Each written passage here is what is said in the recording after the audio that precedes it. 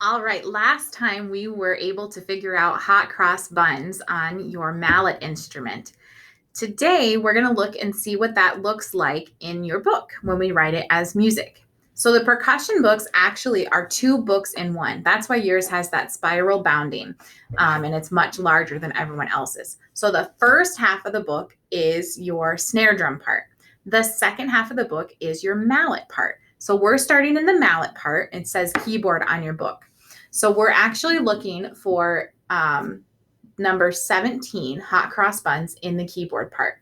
Go ahead and pause and find that in your book. When you're ready, come back and we'll go on to the next step. All right, so now that you've found number 17 in the keyboard part of your book, we're going to talk about what that looks like in music. So the first note that we learned was D. So we found that group of two, and we go in the center of the group of two. So that's D, which is the first note of hot cross buns.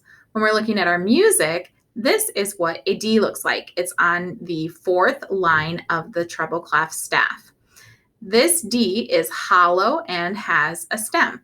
That tells us that it's a half note and it gets 2 counts.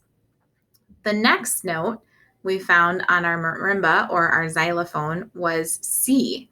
Here's what C looks like on the music staff. It is on the third space of the treble clef staff.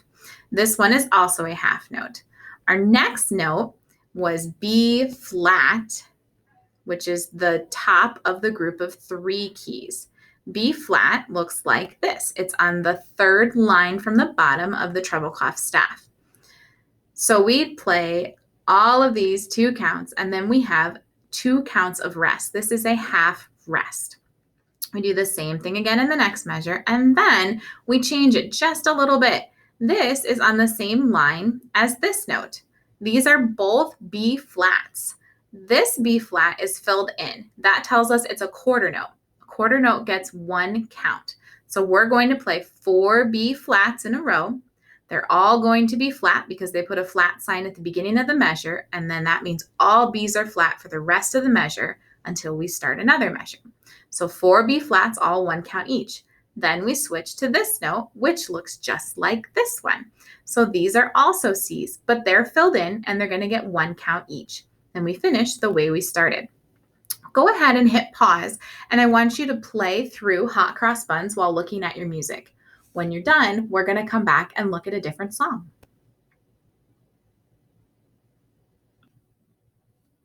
All right, moving on to our next song.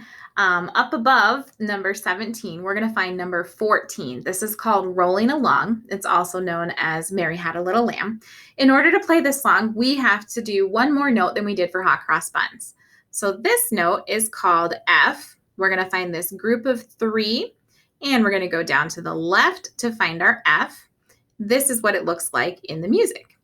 All of these notes are quarter notes, which means they get 1 count each. This is a quarter note rest, which also gets 1 count. So we're going to play all of number 14, and I'd like you to pause and give that a try. When we're ready to move on to the next step, click play and come back. All right, your assignment is to take a video of yourself playing hot cross buns one more time and upload that to assignment number 2.3. And then also take a second video of yourself playing number 14, Rolling Along, and upload that to assignment number 2.3 as well. Make sure that you say what song you're playing before you start recording, or before you start actually playing the song, so that when I'm watching your video, I know what song I should be listening for. This is due at the start of our next class. So if you don't get it done today, it is homework. If you have any questions, make sure you let me know. All right, happy playing.